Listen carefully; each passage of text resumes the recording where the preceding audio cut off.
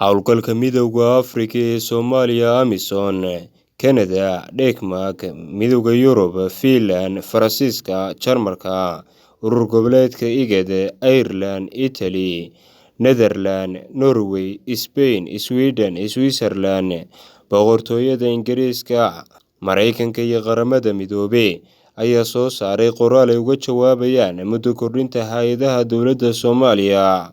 War-saxaafadeed ay soo saareen ayay ku sheegeen inay aad uga walaacsan yihiin meelmarinta 12 Abriil oo Golaha Shacabku meelmariyay qaraarka lagu bedelayo heshiiskii 17 Sebteembar ee 2020. Qaraarkaasi oo xambaarsan geedi socod doorasho oo ay ka dhalan doonto muddo kordhin dheeri ah oo ku timaada muddo xileedkii loo igmaday madaxweynaha iyo baarlamaanka. Waxaanu si isdaba joog ah u sheegnay in aan la taageeri doonin geedi socod siyaasadeed oo isbarbar socda, doorashooyin aan loo dhammayn ama dadaallo cusub oo keenaya kordhinta muddo xileedkii hore ayaa lagu yidhi war-saxaafadeedka ay wadajirka u soo saareen.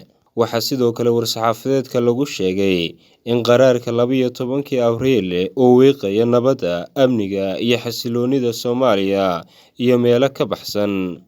Qaraarkan ayaa sidoo kale sii daahin doona qabashada doorashooyin lagu kalsoonaan karo kuwaasi oo ay sugayaan dadka Soomaaliyeed ayaa lagu yidhi war-saxaafadeedka. Beesha caalamka ayaa sheegtay in hirgelinta heshiiskii 17 Sebteembar uu yahay hanaanka ugu wanaagsan ee waxqabad ee lagu heli karo, sidaa darteedna ay ku boorinayaan madaxda dowladda federaalka iyo dowlad goboleedyada xubnaha ka ah dowladda federaalka inay si dhaqso leh uga soo laabtaan wadahadallada si loogu heshiiyo habka hawsha hore loogu sii wadi lahaa. Dalalka beesha caalamka ayaa sidoo kale sheegay inay diyaar u yihiin inay bixiyaan adeegyada dhexdhexaadinta si loo fududeeyo loona soo nooleeyo wadahadallo loo dhan yahay oo ku salaysan heshiiskii 17 Sebteembar 2020. Xamse Qadri Maxamed, Telefishinka Caalamiga ee Gobonimo.